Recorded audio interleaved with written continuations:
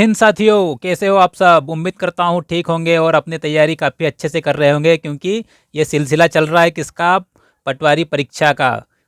चलिए, आज आपके लिए फिर उपस्थित हुए हैं आपके अपने चैनल एहसास IAS एकेडमी पर कंप्यूटर के महत्वपूर्ण प्रश्न, और वही प्रश्न जो परीक्षा में पूछे जा रहे हैं। अगर विश्वास नहीं है तो पिछले वीडियोस में जाके देख लीजिए कितने प्रश्न पूछे जा चुके हैं। आप रोज़ एनालिसिस देख रहे होंगे पटवारी परीक्षा के प्रश्नों का। मेमोरी बेस्ड क्वेश्चन आपको काफ़ी वीडियोस मिल जाएंगे, उनमें मिला लीजिए कि कितने प्रश्न मेरे द्वारा कराए गए परीक्षा में पूछे जा चुके हैं साइंस और कंप्यूटर से। चैनल पर नए हैं तो सब्सक्राइब कर लीजिए। चलिए फटाफट से आपको आज के जो प्रश्न हैं वो करवाते हैं। चलिए पहले प्रश्न पर आ जाइए साथियों। पहला प्रश्न क्या है आपके सामने, सबसे तेज मेमोरी। सबसे तेज मेमोरी है कौन सी, रैम, कैश, रोम या इनमें से कोई नहीं। कौन सी मेमोरी सबसे तेज है साथियों, तो ध्यान रखिएगा सबसे तेज मेमोरी ऑप्शन के हिसाब से आपकी है कैश मेमोरी। कैश मेमोरी सबसे तेज होगी। चलिए अगले प्रश्न पर चलते हैं साथियों। अगला प्रश्न क्या है आपके सामने, अगला प्रश्न है अस्थायी मेमोरी है। क्या पूछा गया है, अस्थायी मेमोरी कौन सी, डबल ईपी रोम, रैम, ईपी रोम या इनमें से कोई नहीं। तो इसका उत्तर क्या होगा साथियों, इसका उत्तर क्या होगा, इसका उत्तर होगा आपका रैम। क्या होगा, ऑप्शन बी रैम। रैम एक अस्थायी मेमोरी है। चलिए साथियों फटाफट से तीसरे प्रश्न की ओर बढ़ते हैं। तीसरा प्रश्न आपकी स्क्रीन पर आ चुका है। तीसरा प्रश्न आ चुका है साथियों। तीसरा प्रश्न क्या कह रहा है, ये पूछ रहा है कि प्रथम पीढ़ी में आंतरिक स्मृति के लिए उपयोग होता था। आंतरिक स्मृति इंटरनल मेमोरी के लिए उपयोग होता था किसका।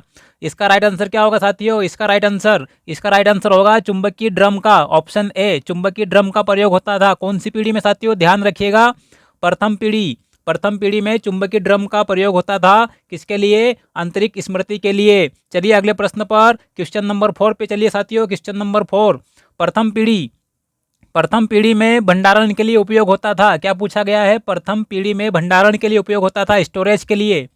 तो इसका राइट आंसर क्या होगा साथियों, इसका राइट आंसर होगा आपका पंच कार्ड। क्या होगा, punch card, option B punch card का उपयोग होता था किसमें, प्रथम पीढ़ी में भंडारण के लिए। ध्यान रखिए साथियों, प्रथम पीढ़ी में भंडारण के लिए किसका उपयोग होता था, पंच कार्ड का। इसी तरह के प्रश्न काफ़ी पूछे जा रहे हैं, तो ध्यान रखिए इन प्रश्नों, बिल्कुल ऐसे प्रश्न आएंगे परीक्षा में। चलिए अगले प्रश्न पर। अगला प्रश्न क्या है साथियों, ट्रांजिस्टर का उपयोग किया गया था, किस पीढ़ी में किया गया था ट्रांजिस्टर का उपयोग साथियों।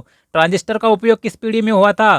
पीढ़ी से संबंधित बहुत सारे प्रश्न आ चुके हैं कंप्यूटर की, तो बताइए आंसर क्या होगा इसका। इसका आंसर होगा आपका ट्रांजिस्टर का प्रयोग हुआ था द्वितीय पीढ़ी में। कौन सी पीढ़ी, द्वितीय पीढ़ी में हुआ था ट्रांजिस्टर का प्रयोग। चलिए अगले प्रश्न पर चलिए साथियों। अगला प्रश्न, द्वितीय पीढ़ी की भाषाएं पूछा गया है। भाषाओं से भी बहुत सारे प्रश्न आ चुके हैं।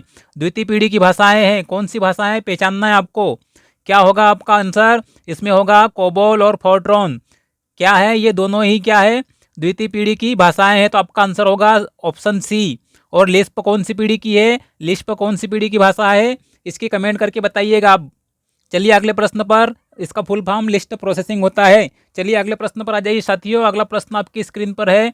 अगला प्रश्न क्या है साथियों, एकीकृत परिपथ का उपयोग किया गया था। एकीकृत परिपथ का उपयोग कौन सी पीढ़ी में, यहाँ भी पीढ़ी पूछी गई है आपसे, कौन सी पीढ़ी में किया गया था। तो साथियों ये किया गया था, ध्यान रखिए, ये किया गया था तीसरी पीढ़ी में। कहाँ पर, कंप्यूटर में तीसरी पीढ़ी में एकीकृत परिपथ का उपयोग किया गया था। चलिए क्वेश्चन नंबर 8 देखिए। क्वेश्चन नंबर 8 आपसे क्या पूछ रहा है, क्वेश्चन नंबर 8 पूछ रहा है उच्च स्तरीय भाषा, हाई लेवल लैंग्वेज का प्रयोग किस पीढ़ी में किया गया था। यहाँ भी पीढ़ियों से संबंधित प्रश्न चल रहे हैं। किस पीढ़ी में किया गया था उच्च स्तरीय भाषा का प्रयोग साथियों। तो ध्यान रखिए, इसका प्रयोग हुआ था तीसरी पीढ़ी में। कौन सी पीढ़ी हो गया आपका आंसर, तीसरी पीढ़ी में। तीसरी पीढ़ी में हुआ था हाई लेवल लैंग्वेज, उच्च स्तरीय भाषा का प्रयोग कंप्यूटर में। चलिए अगले प्रश्न पर आइए साथियों। अगला प्रश्न आपकी स्क्रीन पर। अगला प्रश्न क्या पूछ रहा है, अगला प्रश्न है तीसरी पीढ़ी के कंप्यूटरों को समाहित किया गया था। किसमें समाहित किया गया था तीसरी पीढ़ी के कंप्यूटरों को, एकल चिप में। ऑप्शन डी आपका सही उत्तर होगा साथियों, एकल चिप में समाहित किया गया था। एकल चिप में किनको, तीसरी पीढ़ी के कंप्यूटरों को। चलिए अगला प्रश्न देखिए, क्वेश्चन नंबर 10। क्वेश्चन नंबर 10 क्या पूछ रहा है साथियों आपसे। क्वेश्चन नंबर 10 देखिए, एसएसआई और एमएसआई के बारे में पूछा गया है आपसे। एसएसआई और एमएसआई का प्रयोग किस पीढ़ी में हुआ, किस पीढ़ी में हुआ साथियों एसएसआई और एमएसआई का प्रयोग। तो आपका उत्तर होगा ऑप्शन सी, तृतीय पीढ़ी में। चलिए अगले प्रश्न पर। अगला प्रश्न है स्प्रेडशीट सॉफ्टवेयर पर पूछा गया प्रश्न, सॉफ्टवेयर पर पूछा गया प्रश्न, क्या प्रश्न है? स्प्रेडशीट सॉफ्टवेयर किस पीढ़ी से संबंधित है साथियों? तो ये ध्यान रखिएगा, ये संबंधित है आपका चतुर्थ पीढ़ी, चतुर्थ पीढ़ी ऑप्शन डी, चौथी पीढ़ी से संबंधित है ये। कौन? Spreadsheet software. चलिए अगले प्रश्न पर, कृत्रिम बुद्धिमत्ता या कृत्रिम बुद्धिमत्ता या इंग्लिश में आर्टिफिशियल इंटेलिजेंस, यह भी परीक्षा में पूछा गया प्रश्न है आपकी पटवारी परीक्षा में जो भी चल रही है। आर्टिफिशियल इंटेलिजेंस या कृत्रिम बुद्धिमत्ता किस पीढ़ी में प्रयोग किया गया था इसका? ये पीढ़ी पूछी जा सकती है, किस पीढ़ी में हुआ था साथियों? इसका उत्तर होगा आपका पांचवी पीढ़ी, पांचवी पीढ़ी से प्रयोग किया गया था किसका? कृत्रिम बुद्धिमत्ता, कृत्रिम बुद्धिमत्ता या आर्टिफिशियल इंटेलिजेंस। चलिए क्वेश्चन नंबर 13 पे आ जाइए। वैक्यूम ट्यूब हार्डवेयर का प्रयोग किस पीढ़ी में किया गया था? वैक्यूम ट्यूब का प्रयोग या वैक्यूम ट्यूब हार्डवेयर का प्रयोग, तो ये होगा आपका आंसर साथियों प्रथम पीढ़ी, प्रथम पीढ़ी में हुआ था वैक्यूम ट्यूब का प्रयोग। चलिए अगले प्रश्न पर, अगला प्रश्न क्या है साथियों? अगला प्रश्न है इंटरनेट मल्टीमीडिया का संबंध किस पीढ़ी से है? इंटरनेट और मल्टीमीडिया का संबंध मतलब किस पीढ़ी में इनका उत्तरोत्तर विकास हुआ है? तो कौन सी पीढ़ी होगी आपकी? पांचवी पीढ़ी। क्या होगा? पांचवी पीढ़ी, पांचवी पीढ़ी आपका सटीक उत्तर होगा साथियों। चलिए अगले प्रश्न पर, अगला प्रश्न है इंटरनेट के विकास से संबंधित है साथियों। ये इंटरनेट का प्रयोग कंप्यूटर में, क्योंकि इंटरनेट का तो ARPANET के नाम से पहले 1970 के आसपास हो गया था, लेकिन इंटरनेट और मल्टीमीडिया का संबंध आपसे पूछा गया है, तो आपका आंसर क्या होगा? पांचवी पीढ़ी होगा। चलिए अगले प्रश्न पर, यहाँ पर आपको डाउट हो सकता है। चलिए अगले प्रश्न पर आ जाइए। अगला प्रश्न है, अगला प्रश्न क्या है साथियों? जावा और वीबी भाषाएं, जावा और वीबी भाषाएं किस पीढ़ी की भाषाएं हैं? ये पूछा गया आपसे, किस पीढ़ी की भाषाएं जावा और वीबी? तो साथियों ये है पांचवी पीढ़ी की भाषाएं, पांचवी पीढ़ी आपका उत्तर होगा। चलिए अगले प्रश्न पर, क्वेश्चन नंबर 16 पे आ जाइए। CD रोम का विकास किस पीढ़ी में हुआ था? CD रोम का विकास साथियों कहाँ पर हुआ था? ये जापान में हुआ था। चलिए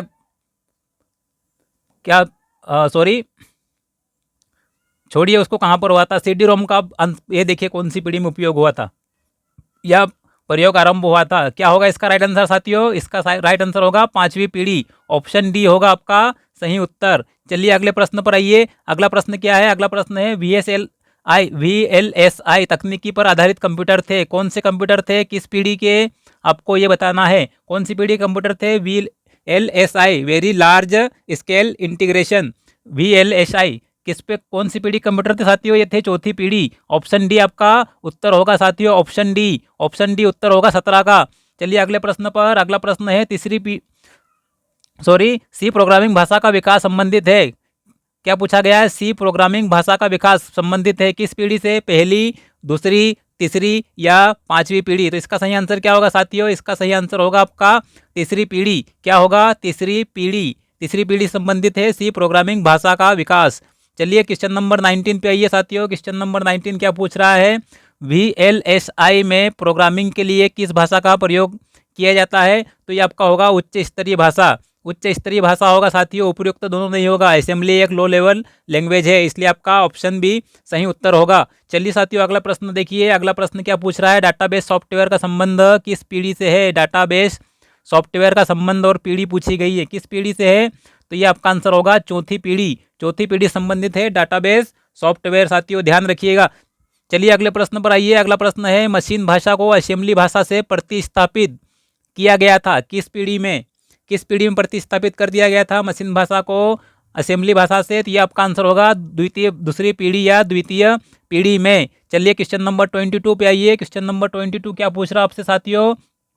माइक्रो प्रोसेसर के विकास में किस तकनीकी का योगदान है? किस तकनीक का योगदान है साथियों माइक्रो प्रोसेसर का? सॉरी साथियों, प्रश्न एक बार फिर से देखिए।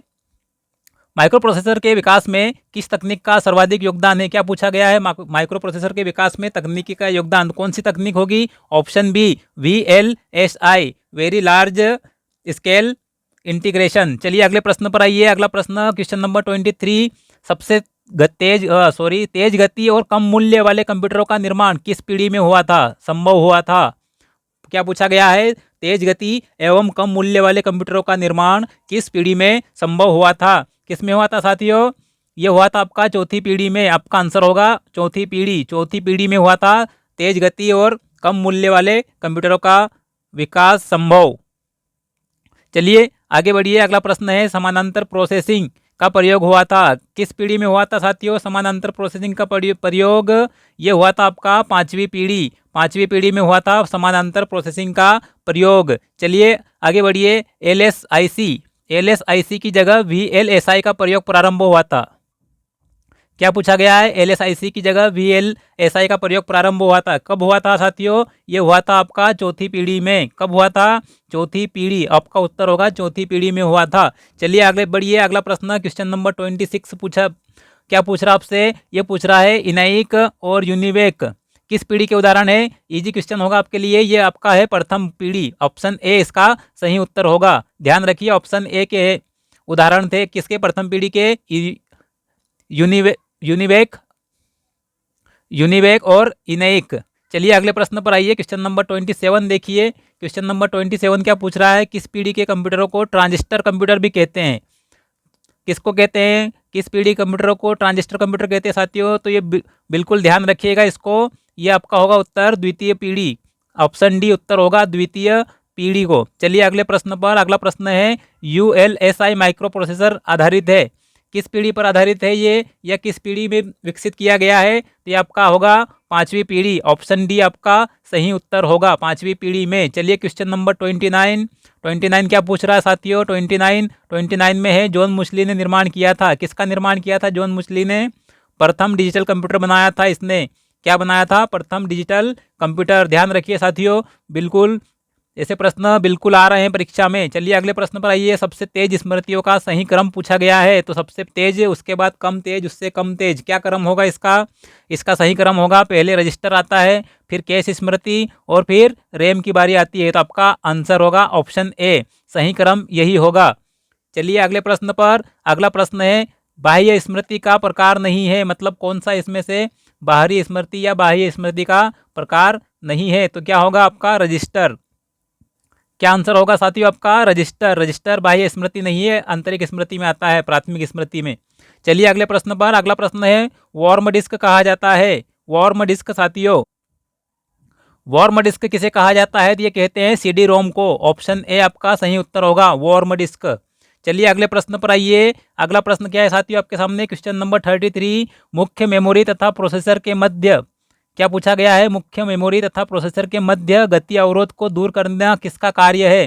तो ये किसका कार्य है साथियों? कैश मेमोरी का। क्या उत्तर होगा इसका? Cache memory. ऑप्शन ए सही उत्तर होगा। ये क्या करती है? मुख्य मेमोरी और प्रोसेसर के मध्य गति अवरोध को दूर करती है। चलिए अगले प्रश्न पर आइए, क्वेश्चन नंबर 34 क्या पूछ रहा है साथियों आपसे? ध्यान रखिए, प्रश्नों को अच्छे से एक बार फिर रिपीट करके देख लीजिए, अगर समझ में नहीं आया तो। क्या होगा अगला प्रश्न आपके सामने? क्या है? रैम में उपस्थित डाटा को हार्ड डिस्क पर कॉपी करने को कहते हैं, क्या कहते हैं साथियों? इसको कहते हैं सेविंग। क्या कहते हैं? शेविंग। रैम में उपस्थित डाटा को हार्ड डिस्क पर कॉपी करना क्या कहलाता है?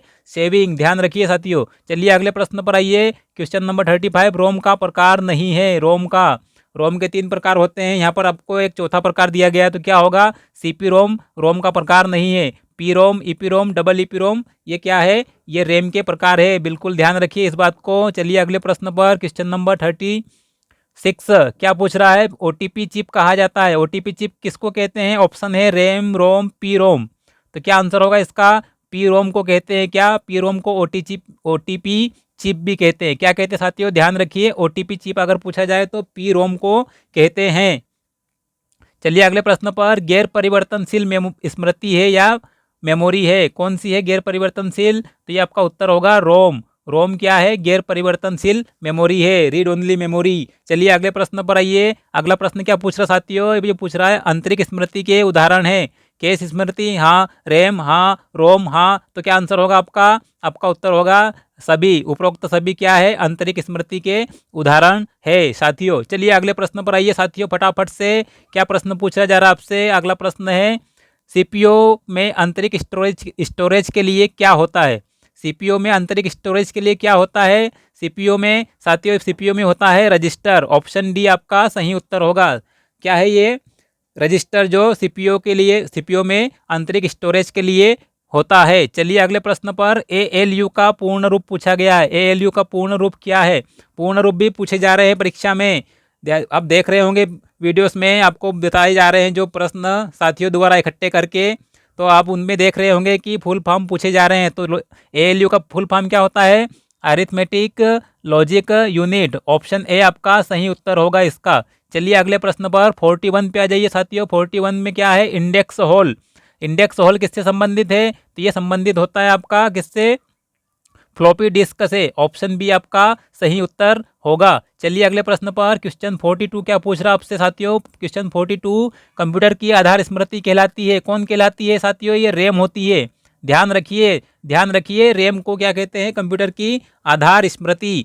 चलिए अगले प्रश्न पर क्वेश्चन नंबर 43 क्या पूछ रहा है? चुंबकीय टेप पर परत चढ़ी होती है। किसकी होती है साथियों? इसका उत्तर होगा फेरोमैग्नेटिक पदार्थ की। फेरोमैग्नेटिक पदार्थ की परत चढ़ी होती है किस पे? चुंबकीय टेप पे।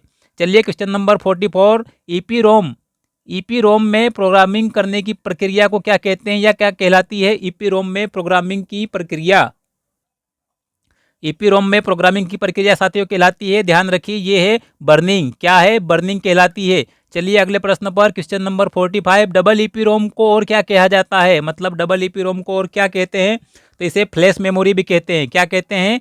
फ्लैश मेमोरी भी कहते हैं। किसको? डबल ईपीरोम को साथियों। चलिए अगले प्रश्न पर बार बार उपयोग में आने वाले आंकड़े और निर्देश को एकत्रित करने में उपयोग होता है। किसका उपयोग होता है जो बार बार प्रयोग में आते हैं? डाटा और डायरेक्शन या निर्देश। तो क्या होगा इसका आंसर? कैश। कैश मेमोरी में, कैश मेमोरी में एकत्रित कर लिए जाते हैं। चलिए अगले प्रश्न पर प्रति यूनिट सबसे महंगी स्मृति है। सबसे महंगी स्मृति पूछा गया है। सबसे महंगी कौन है? कौन है साथियों? तो यह आपकी है रजिस्टर। रजिस्टर प्रति यूनिट सबसे महंगी, और ये इसका एक्सेस टाइम सबसे क्या होता है? कम होता है। चलिए अगले प्रश्न पर, अगला प्रश्न है सबसे धीमी गति की स्मृति पूछा गया है। सबसे धीमी गति की स्मृति पूछा गया है। क्या होगा आपका आंसर? Magnetic tape. क्या होगा? मैग्नेटिक टेप सबसे धीमी गति की मेमोरी है। यहाँ पर ऑप्शन के अनुसार आपका उत्तर है। आप देखिए, रजिस्टर, रैम और कैश के पैरेलल आपको बताना है कि इनके संदर्भ में सबसे धीमी गति की मेमोरी कौन है। तो यहाँ पर आंसर मैग्नेटिक टेप होगा। ये 3 ऑप्शन ऊपर के देख लीजिए, उसके बाद में आंसर करना है आपको। बिल्कुल ध्यान दीजिएगा ऐसे प्रश्नों के ऊपर। चलिए अगले प्रश्न पर, अगला प्रश्न 49 सेकंड लास्ट क्वेश्चन। ईपीरोम में आंकड़े मिटाने और पुनः प्रोग्राम करने की युक्ति को या प्रक्रिया को क्या कहते हैं? तो इसको कहते हैं प्रोम बर्नर। प्रोम या P ROM burner. P ROM burner कहते हैं। क्या कहते हैं? P ROM burner. चलिए लास्ट क्वेश्चन पर आ जाइए। लास्ट क्वेश्चन क्या है? इनमें से कौन सा एक हार्डवेयर नहीं है? ऐसे प्रश्न भी आ रहे हैं। Hardware, input device, output device आदि पूछे जा रहे हैं। सारे वीडियोस आपके लिए लेके आने वाले हैं फटाफट से। तो क्या है आपका क्वेश्चन? बढ़िए फटाफट से। इनमें से कौन सा हार्डवेयर नहीं है साथियों? कौन सा हार्डवेयर नहीं है? कीबोर्ड है, स्कैनर है, माउस है, बेसिक नहीं है। आपका आंसर क्या होगा? बेसिक। बेसिक एक भाषा है। क्या है? लैंग्वेज है। चलिए साथियों 50 प्रश्न पूरे हो चुके हैं आज के। जल्दी से आपके लिए और भी वीडियो लेकर आने वाले हैं कंप्यूटर पर आधारित, जो कि प्रश्न परीक्षा में ट्रेंडिंग हो रहे हैं, वही टॉपिक लेके आने वाले हैं। चलिए मिलते हैं अगले वीडियो में। जय हिंद साथियों।